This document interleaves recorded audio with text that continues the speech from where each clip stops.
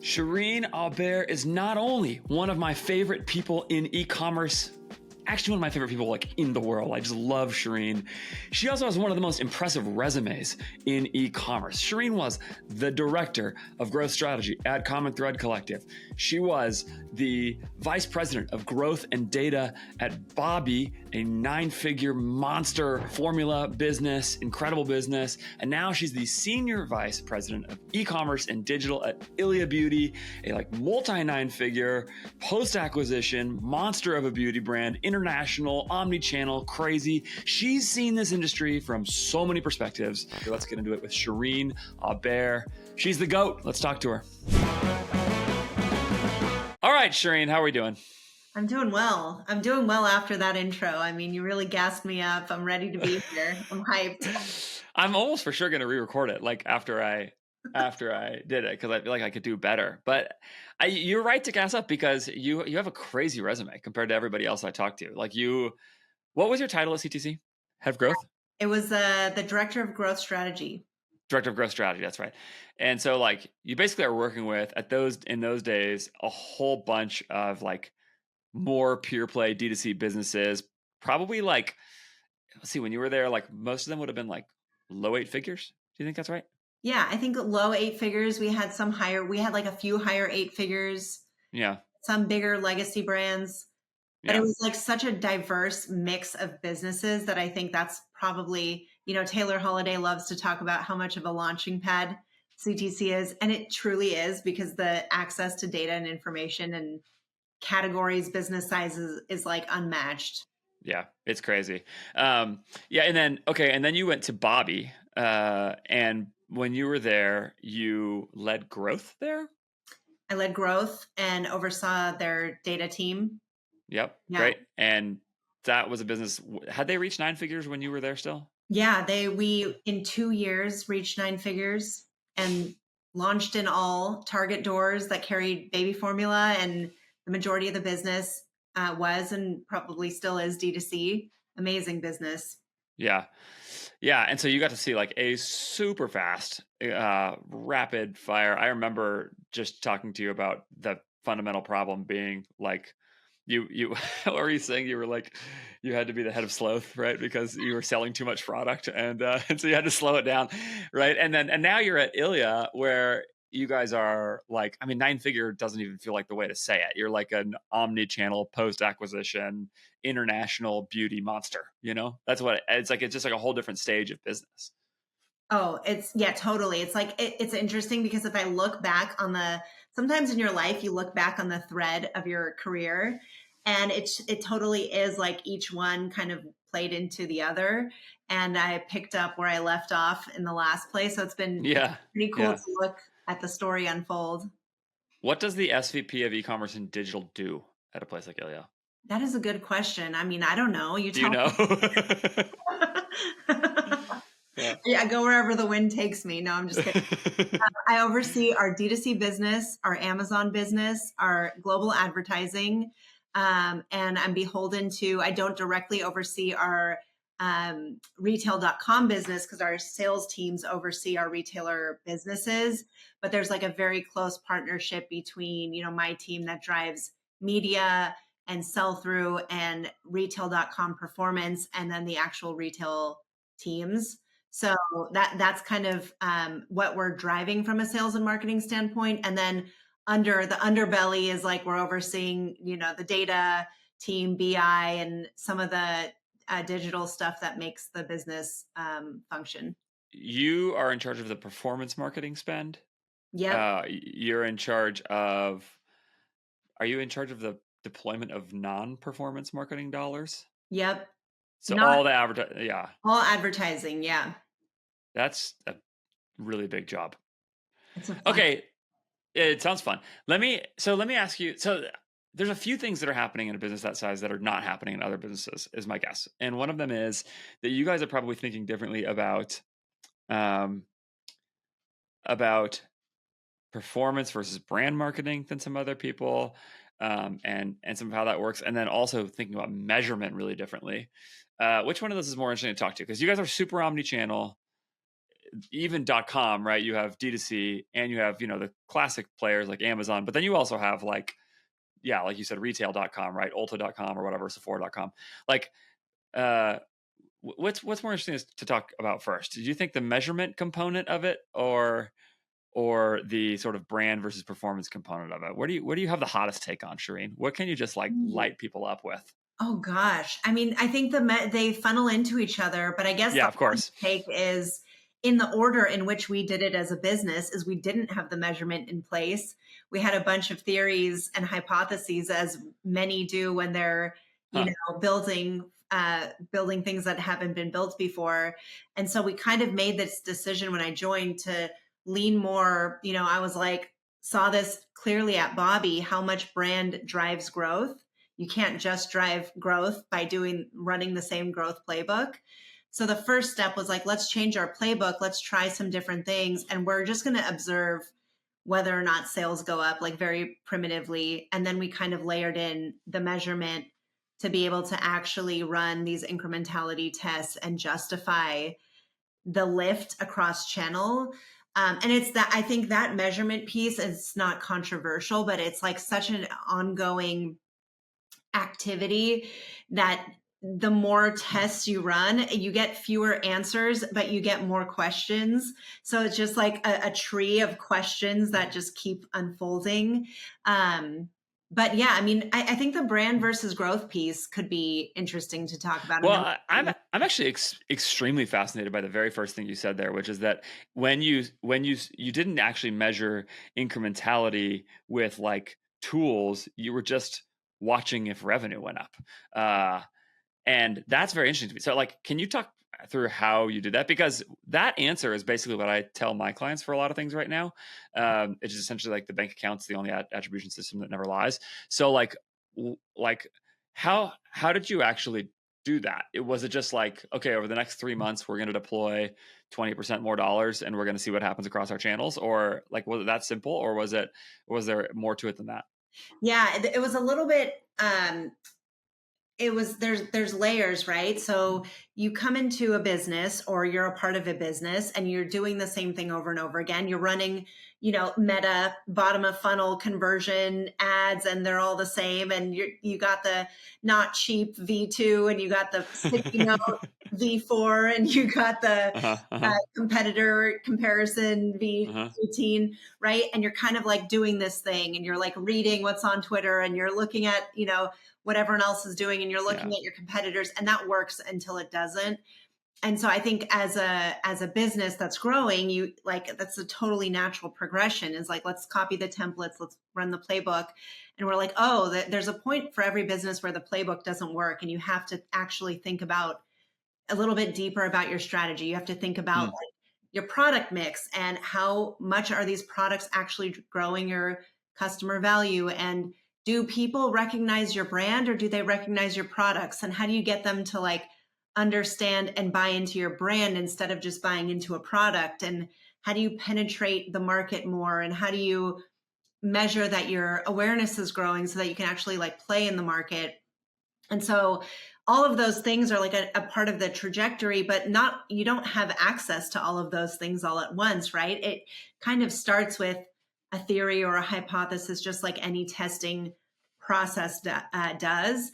And so I think when I joined, I was like, hey, we got to run a different playbook. We have to like build equity into who we are as a brand. And we are kind of so concentrated in this like growth marketing, growth media world, that we need to start exploring like what happens if we move a little bit upper funnel, what happens if we start telling our brand story, what happens if we start running media on CTV, and we are not looking for an immediate, last click direct response goal. And we did a lot of things in addition to changing our media strategy and kind of like going more upper funnel with our media strategy. We looked at our offer strategy. We kind of moved away from discounting. We moved more into like more premium offer strategy. We elevated our email and SMS. So we kind of like did this like overhaul on like how we position ourselves as a brand and get a little bit more like refined. And then naturally, we also had great innovation. but you start to see your CAC goes down. You start to see your revenue goes up, your traffic increases and your conversion rate increases. And all of these things kind of give you an indication that, oh, maybe people really do care about like brands that have brands. And that's the challenging thing for, I think, new brands today. When you're starting up, you have to not only run the growth playbook, but you have to think about how you're building a brand, and the cost to compete in ad platforms is getting so much more expensive. The barrier to entry is so much higher. Yeah. And then you validate all of that with tools and measurement and testing, and that's what we're doing. I am so impressed with the people at RICHPANEL. RICHPANEL reached out to me a long time ago and asked if they could sponsor my show. And I thought like, I'm not sure if it's a great fit. And then I realized my own clients were already using them and really enjoying RICHPANEL. Other ones were already trying to switch to RICHPANEL. And I started to look into it a little bit more and realized it's a really brilliant company. RICHPANEL is AI first customer desk software, customer service software, and they do an incredible job. And the AI first thing is really important here because if there's one place where it's really obvious that AI can make a huge difference in the quality of the customer experience and in the reduction of your costs and the ease of your life as an e-commerce operator, it is probably in customer service software. The ability to sort through simple questions and help customers find what they're looking for quickly, moderate comments on social media, those kinds of things are all really good jobs for AI to handle. And RICHPANEL built with AI first. And on top of that, they built also with a resistance to over-promising for AI, which I really love. I was incredibly impressed with the conversation I had with their CEO a while back, because at one point he was telling a story where he thought like maybe we could roll out this sort of AI automated responses. A human doesn't even have to touch it. But he said we only are there 90% of the time. It needs to be 99.9% accurate. The AI needs to be that good before we can roll it out all the time and make it so that AI fully takes over any part of what AI is doing. That is so encouraging to me because so many AI first products are built with this mentality of like just slap AI on it and tell people it's good, and then they overpromise really wildly, and it's just completely the opposite reaction. Amit recognizes and RICHPANEL recognizes that your customers matter and you want to give them a great experience, and that's why when you use RICHPANEL, what you end up with is very happy customers whose customer service time to response goes down. Actually, the tickets reduce by 30% on average from other customer service software. They also promise, amazingly, a 30% reduction in cost. They guarantee this relative to Gorgeous and to Zendesk. So it's not just great software, it's not just AI first, it's a cost saver for you. And they also promise that you can get onboarded and switched over to RICHPANEL in 2 weeks or less. They know you are busy. They know you don't want to spend weeks and weeks and weeks moving everything over there. They can get your team up and going and trained as well. They can take over your social comment moderation with a bunch of help from AI. Sean from Ridge has talked about how much that has helped them moving towards the amount of social interaction they get on Facebook and Instagram on their ads, and how much RICHPANEL has helped them drastically speed up their response time there. It's always been a challenge in the ad world as long as I've lived. It's just great software, massive cost savings, really hard to think of why you wouldn't go to richpanel.com, tell them I sent you, take a call, and just find out if this is something that can work for you. There may be real cost savings there. Go to richpanel.com. I'm really happy to recommend them to you. Go check it out. So Ilia, when you got there, was still really performance marketing focused, it sounds like. Yeah, super performance marketing focused. Brand marketing budgets were, probably not as big as they needed to be for a business of this size. And that was like one of the first business cases that I made. I was like, hey, I'm traditionally the growth person. I'm here to do business. But like, in order for me to drive the D2C business, I'm going to need the total business to grow. And I can't just play with, the performance marketing. Like that performance marketing is not enough to grow the business. So we need to actually invest in brand marketing. We need like real top of funnel marketing dollars to put into the business. And that was something that, we as a business were able to align on and invest in. And like, we saw the results from it. Because it's just so hard to justify marketing efforts that don't generate an immediate return when you're small and clawing for profit.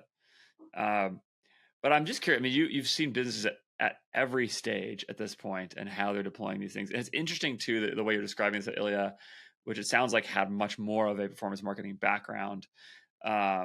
So it's not like you came in and they were like, all right, start deploying all the bajillions of dollars on brand marketing. It's like, well, you had to fight for that money, it sounds like. So as you think through this now, do you think that brands ought to be thinking about that earlier than they are? And if so, I'm curious what stage, you may not even have a thought about this, but yeah.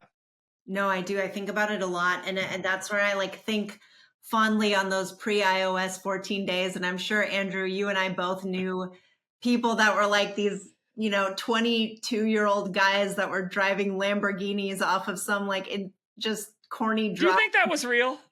Do you think they were actually doing that, or were they lying then like the same way they're lying now? I mean, they were probably loaning a Lamborghini. Yeah, right. Yeah. But off of a dropship business and off of like the worst ads you've ever seen, right? Yeah. That was a blip in time. Are we just idiots for not doing that? Yes.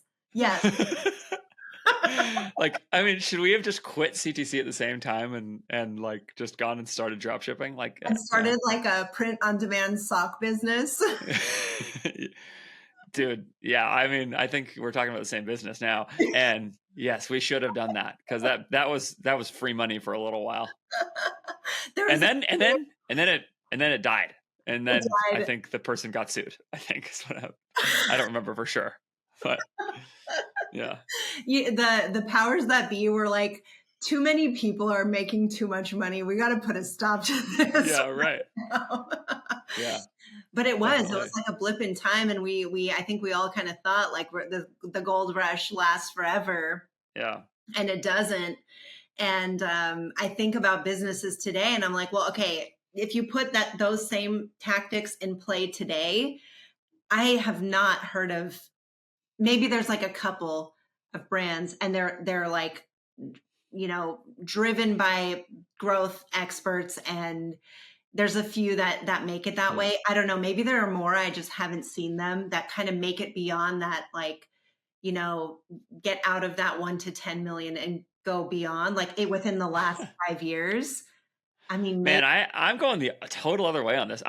It's so funny. I like one of my core, this is like my thing now is like, there's just, I feel like I throw a rock in any direction, you hit somebody running an 8-figure business now. That's what I think. It just feels like there's so many more of them than there were before. It's a weird thing. Everybody has the sense that you have when I talk to them. I just had fan buy on and it'll release at the time. It hasn't released at the time we're recording. And I know you listen to every one of my podcasts, like start to stop. So, so that's why you haven't heard it yet, if you're wondering, because it just isn't released yet. But Fan was on and he's like, I've looked at 300 businesses in the last year and like 50% of them are dead on arrival. And 25% of them like have a chance. And then 25% of them, 10 or 20% of them are good. And it's like, so that's a more informed perspective than mine. And I think there's just a lot of people who are saying the things that you're saying, which is that it's so hard right now, even before you talk about tariffs, which is like a whole other conversation, but everybody was already saying this, but I'm just amazed at how many businesses like are big compared to what it used to be like. But did they start now or did they start? Yeah, then? I don't know. That's where I'm like, the ones that I feel like there was a cutoff point. I think of like, I feel like Sean Frank from Ridge has talked about this, like when they started their business, when they were able to have their ascent was very important in the kind of growth trajectory and the story of where they're at now. But that's what I'm curious about is like, were there any in the last, 2 to 3 years that started up in our, there probably are, but that's where I'm like, I don't hear that many stories about them. The ones that I know of have been kind of like around a little bit.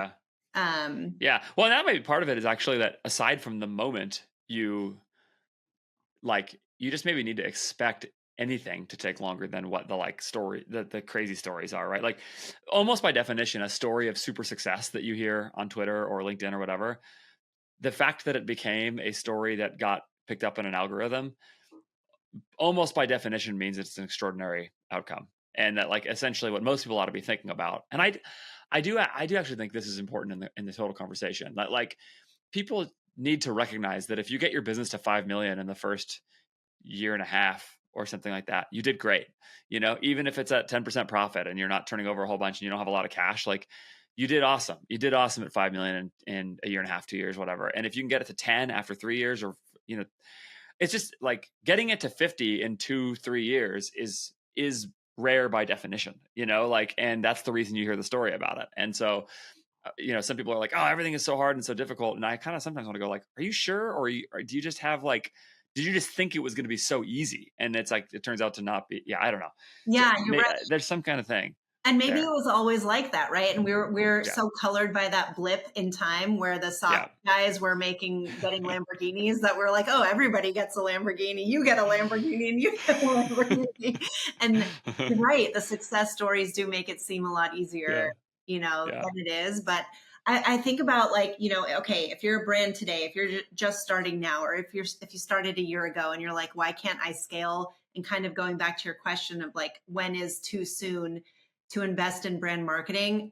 I think it's all dependent on like, how much money do you have, right? Like, do you have an injection of capital to deploy against growth or brand marketing? And if you do, which is not everybody, almost nobody now. That's the thing that's for sure not happening. Like people are just not, unless unless you're like a food and bev company with a plan to get to mass retail really fast or something like that, but yeah.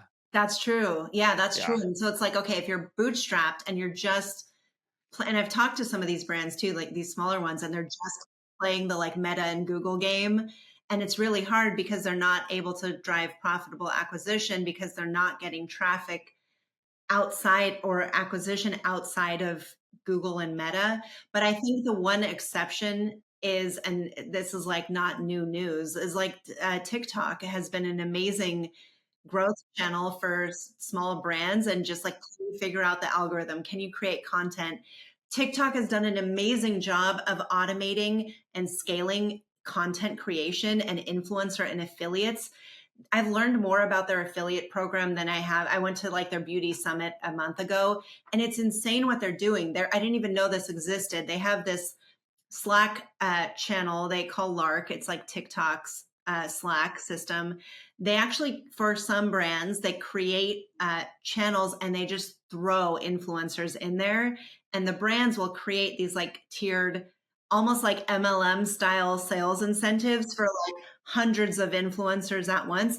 And you've heard about these tactics. I feel like some of the D2C dropship bros kind of figured this out on their own. But like, the fact that TikTok is facilitating this for brands, and they have this like TikTok shop open collaboration where affiliates can like sample, and they pay for the sample until they create a piece of content for you. So they've really found a way to like scale and automate. And that's where I'm like, that's the one exception to this, where it's like, if brands can figure out social content and to create like really good native social content and scale out their affiliate program on TikTok shop, that's the exception. It's sort of an interesting thought. Like, it's almost like that is what quote unquote brand marketing is for early stage D2C bootstrapped companies. Like, it's just that like, so it's still influencer driven, whether it's TikTok or anywhere else, right? It's still influencer driven. And it's still probably not going to get you a direct return in terms of like necessarily the organic post or, the old days of pay for posts and you get, sales right away. Like it's still performance driven though, in that you turn that content either like TikTok shop or like an affiliate strategy where it's like truly like, direct returns through the affiliate, or you're taking that content and putting it in your ad account, or maybe multiple of those at the same time. It's like that. There's still much more manualness to it than there is even with the things that you just described with TikTok. Like it's harder to measure. It's going to be more inconsistent. You're going to lose some money working with different people, and you're going to make some money working with other people. But what it does is it begins to get you in the hands and mouths and content, feeds of influencers, which still influencers still rule marketing in some ways, like it's just so. I wonder if that's the right answer. It's like essentially brands ought to be thinking from an early age, how do I get my product, or from an early stage, how do I get my product associated with the people who my customer is influenced by, and And if I can do that in a way that generates even a break-even return or something like that, that's a win. I'm going to do that as much scale as I possibly can. It reminds me a little bit of like hearing about what Jack Rubin and Purdy and Fig did.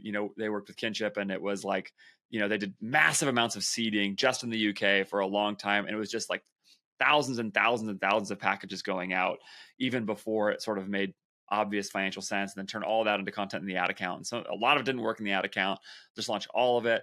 And they're finding a way to make that. But like, now 4 years into the journey or whatever they are, they've probably had 15,000 posts or something like that. Like I don't know. I've made that number up. I've had Jack on the podcast a few times, so people are going to think I'm saying something specific. I'm not. But I know it's something like that effect, where it's just been so many thousands of posts with the product in so many influencers' hands over so much time that eventually that kind of builds up, and then your performance marketing comes kind of behind and alongside that as a way to amplify that. Like, I'm working on a brand right now that I'm going to launch someday. I've talked about it a few times here. I haven't told people what it is, but like, it makes me think about that. Like, I wonder if that's the thing I would tell myself from the early age. Like, how many of packages could I send out? How many packages could I afford to send out? And what kind of system could I build to afford to send them out so I can get that kind of stuff happening from as early of a stage as possible? And that's sort of the equivalent in the early stage of a business of like brand marketing. It's still not quite the same, because you're still going to measure it on some kind of performance level. You have to have some kind of a return on it. But yeah, that's that. I don't know. It's interesting. I like the way you just approach that question. If I can be 100% honest with you, there is only one newsletter that I read regularly, and that is the newsletter from my friends at Workspace 6. Workspace 6 is I read their newsletter because I just love what they are doing in the e-commerce community. Workspace 6 is not just a newsletter, of course. It is primarily a community for 7, 8, and 9-figure e-commerce operators and executives. And it's really hard to not get a ton of value from a membership like that if you just engage at all in that community. Workspace 6 functions primarily on Slack. And so you can interact in real time really quickly with hundreds of other e-commerce operators in your space. So as you're working through questions like, should I get this piece of software? Should I hire this agency? What are you doing about tariffs? Those kinds of things. You have immediate access to a community of people working through the same problems, who are at your same business stage, a little above it, a little beyond it, who can really help you with it, and who are engaged in the community as well. It's just a really great thing. It's only $1 for your first month, $99 a month after that, and there's no annual commitment. It's just a monthly commitment. Again, just really hard to figure out how you're not going to get more than whatever the $1,000 of value that it would cost over the course of the year if you hold on to that membership, because there are so many things like this that come up where you just need help and support from other people. And wonderfully, I am not allowed in the community, and neither is any software provider, because they keep it only to e-commerce brand executives and operators so that people can speak freely and honestly about that. My own clients are in Workspace 6. Like, a few of them are in there. When I asked Sam from Workspace 6 if I could get in there and check it out before starting to do ad reads, he said no, because your clients are in there and they need a safe space to talk about your business. And I think that's fantastic. So go to workspace6.io, workspace6.io. Check it out today. See if it's a place for you. Highly recommend getting involved there and seeing how you can make your business better by connecting with other e-commerce executives and operators in Workspace 6. Yeah, and it's not too dissimilar from a mature brand expanding internationally. They're doing the same thing. Like, we're entering new markets, and we're doing the same thing. We're product seeding. We're getting influencers to talk about our product that people in the market already know and trust. We're putting spend behind it. We're seeing what works, but it is really like very similar to what new brands have to do today. And I think the other like brand marketing lever that I would say young brands should work on is partnerships. Another one that's like so painful, manually labor intensive. All of them are like unique and different, and everyone wants to, and it's hard to find brands that are brand aligned. But you're essentially, what you're doing is you're getting free exposure to a totally other brand's captive audience. And you're potentially doubling your, audience with maybe product swap or whatever else it is, like coupon codes, or, it's just like small ways to get in front of new audiences without having to pay advertising dollars for it. Which I think, it makes sense. You're right. They're so painful and so manual. But there's going to be some sort of brand shine that happens if you're with another brand to some degree. It's like, oh, if we're associated with this brand, it's, it says something about who your brand is, even if they're not bigger than you necessarily. It's just like, if this brand is for the same people and they're non-competitive, then we want to be there with them. Like, let's talk about, as you've added brand marketing, how do you guys measure that? Are you guys just like measuring impressions? Are you doing surveys, doing brand lift stuff? Are you checking brand search? Like, when you guys actually go do like more sort of legitimate brand marketing like that, like, is there some kind of, does your performance marketer data-driven brain do something with that data, or do you just YOLO it at some celebrities and see what happens? Yeah, that was one of the things like that really sold me on brand marketing, was my time at Bobby being the growth person and going into that period of, oh, we're not advertising, but we had a goal where we're like, okay, the White House just mentioned all of our competitors, but they didn't mention us. And we are able to track share of voice for all of our competitors, and their share of voice is higher than ours. So I was like, here's our goal, team. Like, I'm not on the brand marketing team. We the business has an amazing chief brand officer. But I was like, let's actually quantify this and put some numbers behind it, and set out to achieve a share of voice that was on par with being mentioned by the White House. And so that's kind of how we approached like some of our brand campaigns. And then we were able to measure the conversation, the lift. And in Bobby, that's where I ran like a market study, like a consumer insights and market segmentation study. And that's where we were able to get a better understanding of like, let's take a dipstick in time of like where our brand awareness is. Let's understand the market segments, who is our customer and who isn't. And that's where you start actually doing like, once you start doing market segmentation, you can get a little crisper on how to take more market share, and how to really more meaningfully compete as a leader in the market. And I brought some of those things to Ilia. So when I joined, I was like, let's do like a light audience insights and segmentation study. Let's put in a brand tracking tool. So we have a tool we work with called Tracksuit, and it's like a monthly survey that actually surveys people in the beauty industry and tells us where we're at in terms of awareness versus our competitors. And then with that awareness metric, we can also see like consideration and like how many people are considering us, like what's our differentiation score. And then we're able to kind of piece together like, okay, well, this brand is twice as big as we are and they have that much awareness.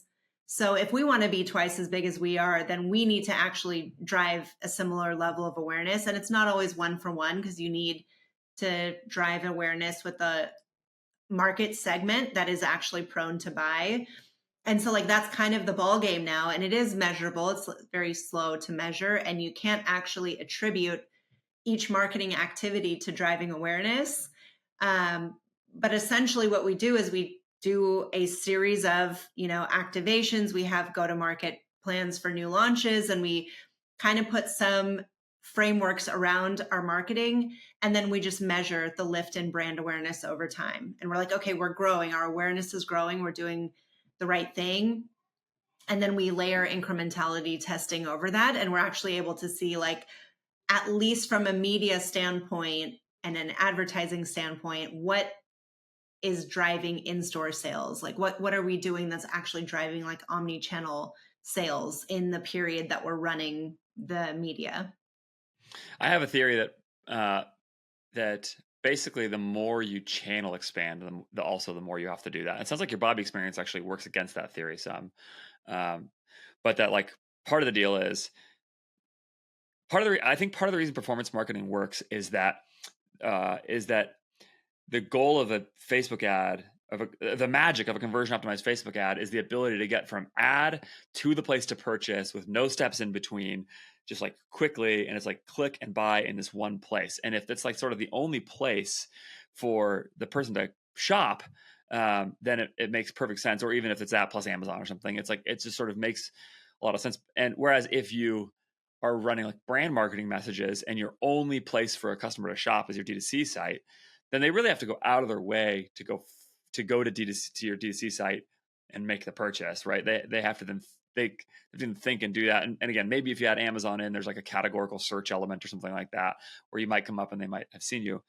But if you are actually in mass retail then you now are at a place where it's like, oh, I'm walking through Ulta or whatever, and now like the presence of the packaging, is a reminder back to the customer about this ad that they have seen somewhere, and now this mix of sort of like awareness and consideration can actually get met by the ability to actually capture the demand with a bump, back from the sort of distribution channel. And so I sort of think like part of the reason that brand marketing, as people think of it, doesn't work that great for .com businesses is just because they're not available enough places to buy. And that sort of the two of those, the expansion of the demand capture with the expansion of the sort of funnel stage approach, are really hand in hand, and that you really shouldn't do one without the other. It's just like when D2C brands go into retail for the first time, they go to mass retail and their performance marketing like stops working as well or something like that. And they're confused about how to measure it, or their sell-through is not as good as they wanted. And it's like, wait, how do we support retail sell-through? It's like, oh, we have to do things that don't necessarily create a one-to-one purchase on my website in the same way. And you have to start thinking really differently, precisely because the demand capture is different, Yeah, I feel like that's a really good, way to look at it. Like the stage in which this type of measurement, this brand measurement is relevant is probably more relevant for omni-channel businesses. I think Bobby is the exception because they were defining a category, which was like online baby formula subscription never existed. And I think the market was kind of smaller. Like when you compare beauty to infant formula, it's a lot smaller market. And so they were really competing for share of market in a meaningful way. And they're like, okay, now we actually need to understand the customer, which ones are going to stop going into store and buying online. Yeah, it's super interesting.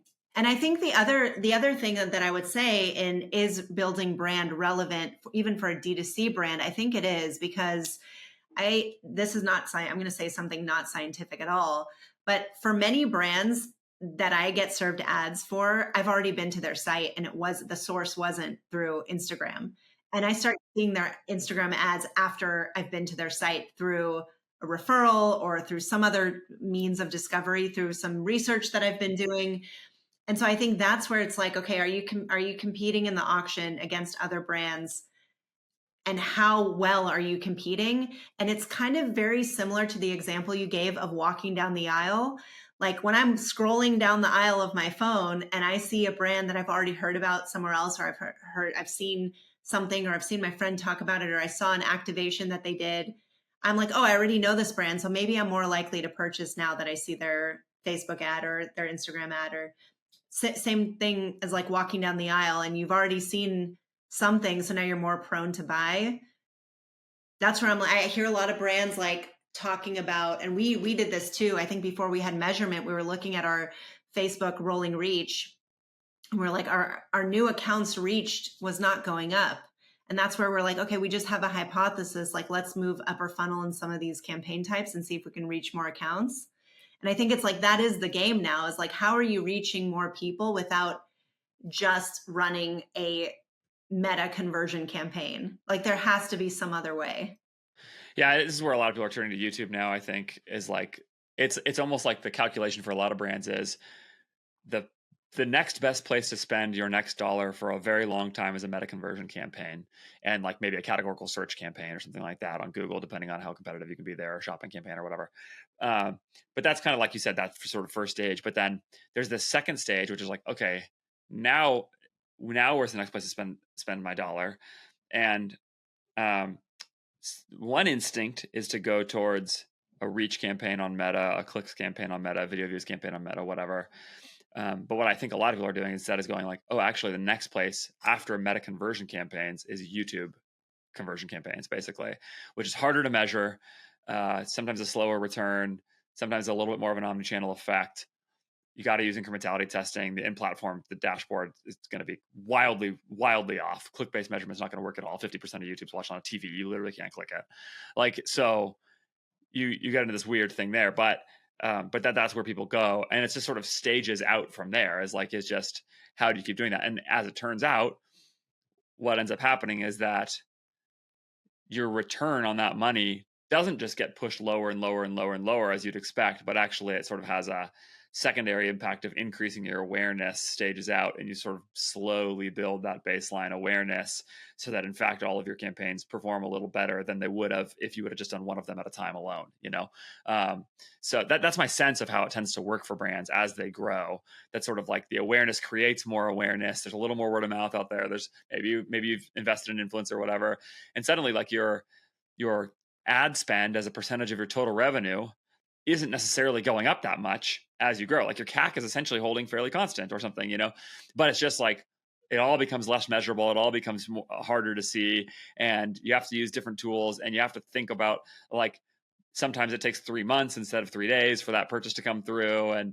But you sort of give it enough timeline, and that's the way it ends up building for people. That's my sense of things, at least, is that like for those larger businesses. Now, frankly, I mostly deal with like earlier 8-figure businesses, but that's my sense that they sort of build the ability to spend money in that way over time. And each stage requires you to go another step away from closer measurability, some measurability, but it's, a little longer of a timeline, consideration timeline, all those kinds of things, until you're Ilia and you're multi 9-figure, whatever, international. And you're trying to figure out, okay, now how do we layer more and more and more and more and keep growing and think smarter about reaching people at each stage. And if I get you into the awareness stage today, well, then 9 months later might be when, or 3 months later, maybe you go to consideration, and 6 months after that, maybe you're like really considering buying at some point, right? But if you keep doing that over time, that 9-month time cycle will eventually hit, and you'll end up having more customers, and it works. But it's just, in the earlier stages, you can't afford to wait that long, and it's harder to measure, like I said, and so anyway, that's my sense of like how the sort of series of actions tends to work. It's interesting that you say it's your sense, because like in a way you can actually see it in different businesses. Like, we all know the smaller businesses are probably spending like at minimum 25% of their sales on ads, probably closer to 50% of sales on ads. And then you see these like larger businesses that are like spending 10% of their sales on ads. And you're like, how does that happen? They're not scaling their paid media at the same rate of sales, but it's exactly what you're saying, is they're building over time. They're building a distributed strategy. They're growing their awareness. They're bringing in customers through other ways. And so like, I think your sense is validated just by that, by looking at the P&L of businesses of different sizes. Yeah. And I mean, in the early days of D2C, right? Like part of the deal here was that it was like the promise was that the middleman would be gone. We would cut out the nasty retailer who is the source of all of your marked up products, stupid Target out there just taking all your money. But of course, as we all know, there's always going to be a middleman, and Target got replaced with Zuck. And so now Zuck takes all your money.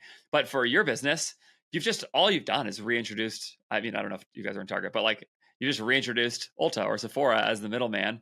And so that becomes the margin hit instead of the Facebook ad. So maybe your CAC as a percentage of revenue comes down, right, to 10%. But of course, your actual product margin, by the time the retailer takes their cut, and I don't know if you guys do like a 50-50 profit split or something like that, depending on what your retail margins are and all that. But like, that's essentially the same thing as paying the money to Zuck for performance marketing, where you're just like, somebody's going to take half of that margin, and it's going to be Zuck or it's going to be a retailer, but they're going to do the job of getting it in front of people.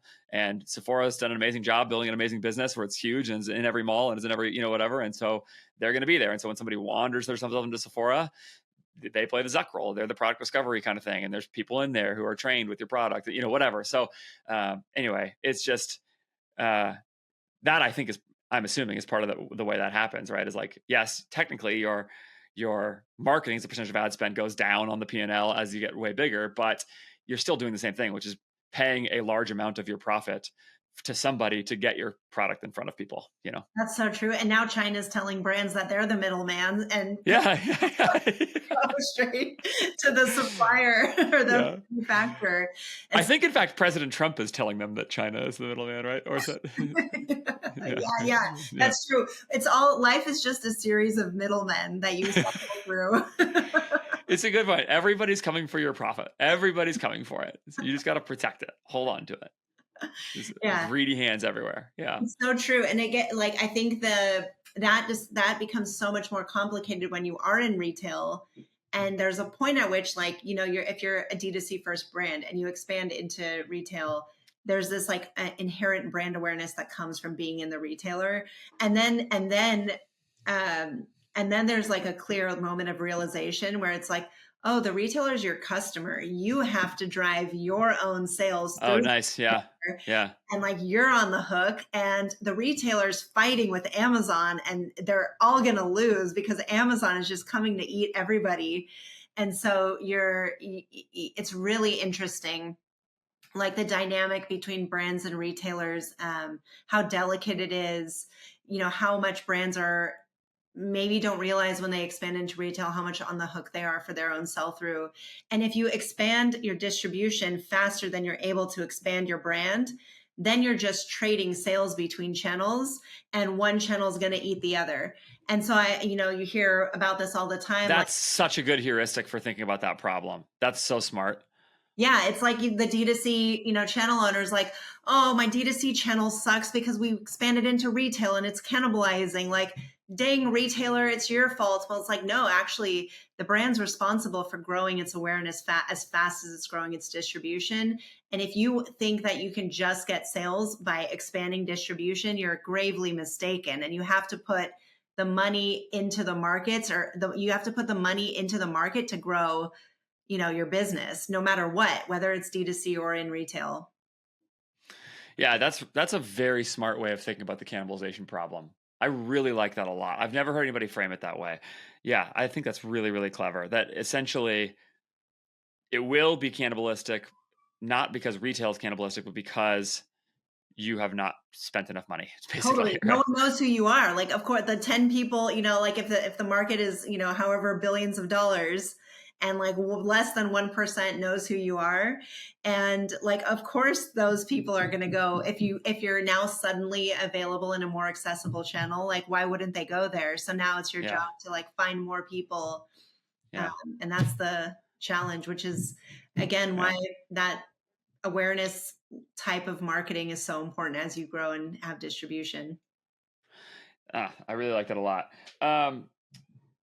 What do we miss anything today, Cherene? What else do we need to talk about? Do we want to talk about AI, tariffs, the new Pope? What do you think? Oh yeah, I thought it was Pope Trump. Did you see that? Yeah, that's a good point. Yes, yeah. Talk about all of them at one time. Oh yeah, Pope Trump, AI, tariffs, and Pope all at once. Good point. Yeah. That's funny. Yeah, do you have any? Maybe we should just do do you have any other just smoking hot marketing takes right now that is just like, this is the thing that you want to come after everybody for? And yes. This is yeah. Do you have anything like that right now? Can we just hit the rapid fire ones before we wrap up? I mean, this is not a hot take, but it's more of a existential realization that this period, we're at an inflection point with AI right now, where it's the new gold rush. There was the Facebook ads gold rush. If you missed it, me and Andrew missed it. We could have had loaned a Lamborghini for 6 months, but we missed it. But the AI gold rush is happening now. And if you think about it, it's like all of these periods of innovation are very cyclical. A lot of people lose jobs. It's really sad. And then society changes. Like when the tractor came out, the guy that had his little horse that was doing whatever, he was doing. I don't know farming that well. I shouldn't have chose a farming analogy, but when the tractor came out, that was a massive innovation that upset a lot of farmers. And now but the tractor completely changed farming. And so now we're in this period. And what I think about a lot is established businesses always have to watch their back when it comes to competing in the market. But now you have a new generation of brands that are going to come out with, a fraction of the employees, and they're moving 5 times faster because they're using all these tools and they're building their business around these tools. And that's the big thing that I'm really excited about. And it's probably going to be very devastating for the brands that can't catch up fast enough, but it's going to be a massive opportunity for that next generation of brands who can move faster, be more profitable, be more efficient, take share from the slower moving giants. And it just really excites me But I think for those brands, they still have the same challenges we just talked about. Like, you can't just put however many dollars into the Facebook ads machine and expect, profitability. So how do you continue to build your brand through some of these like growth hacky brand building ways that we were talking about, and like build your business around AI and just like scoop up so much market share? Like, it's going to be amazing. That's the new Lambo pathway, it sounds like, is what you're saying. That's the new Lambo pathway. Come on, we still have a chance, Andrew. Yeah. I think I'm too old.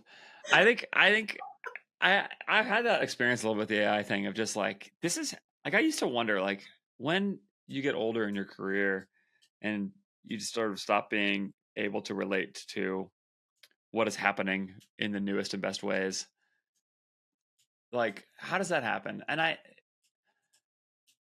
think it's just, it might be happening for me, is all I'm saying. I think there might be, it's just like an incredible opportunity out there with AI right now that I'm sleeping on. We're pretty AI forward. We're like trying to use AI in every way we can to make our processes better and all those things. And it sounds like you guys are too, but it's a big ship to turn, right? Like at Ilia, you guys have to figure that out in some challenging ways. But yeah, it feels still like you said, like there's somebody out there, Jacob Posel and others, who are just like, they're just going to build brands that launch 10,000 ads every single day in the ad account, and one of them's going to hit, and they're just going to press a button and it's going to just launch ads. It's just like, they don't, you know what I mean? It's just going to be the endless machine, and they're going to use that to sell a product that's like a kid's coloring book where all of the pictures were made with AI, and so like that didn't cost them any money, and it's going to be printed on demand, so they don't have to store any inventory. And yeah, there's some, it's something like that is going to be like, the Lambo pathway. And I'm just too old.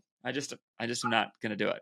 The print on demand Lambo pathway still exists. You heard it here first on the Andrew Ferris podcast. If you don't have a Lambo yet, we just gave you the pathway. It's because you're sleeping on the opportunity. It's your own fault, or you're too old.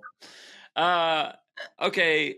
Anything else? Any blistering hot? It's just anything super spicy right now. Sometimes you have something like that makes its way to X, but I don't feel like you've said anything like that for a little while. Maybe you're getting soft. I'm getting too old too. I'm too tired. That was my hottest take. Lambo Great. pathway. How old are your kids? One just turned 7 and 4. Okay. Well, yeah, you're out of the most tired parenting stage. You don't have an excuse to be too tired, I don't think. I don't know. I'm just working like a dog over here. Okay. All right. Okay. AI agents to do my job for me. They're not there yet. Yeah. All right. Cherene, if people would like to follow up with content of yours, where do they do it? They can find me on Twitter. Okay. Probably roasting people, making memes, or tweeting useless information. Sherene's a great follow on Twitter. You got to do it right now. Yeah. If you want to just see me drop some memes, go to Twitter. If you want to actually see me drop some professional information, go to LinkedIn. Okay, great. So Twitter, X for the memes, and LinkedIn for the information. Both of those links are in the show notes. Cherene, thanks for taking the time as always. Thanks, Andrew. I hope you loved that episode as much as I did. I love talking to Cherene. It's just always fun, and always at some point goes into some giggles. You should follow Cherene. She's really a great follow everywhere you can, and just stay up with what she's doing. Really brilliant person. You should subscribe to my show wherever you're watching or listening, as well as to my newsletter. Go to ajfgrowth.com. Drop your email address in the pop-up or the footer for that. Get my newsletter. You're going to like that. You'll also get my 4 free essential e-commerce resources there, which is good for you. And don't forget to follow up with my amazing sponsors. I've got Workspace 6 in this episode, workspace6.io, amazing community for 7, 8, and 9-figure e-commerce brands. I actually have Sam Mendelson from Workspace 6 coming soon to talk about the 8-figure portfolio of businesses he's built profitably, thanks in part to being in that community.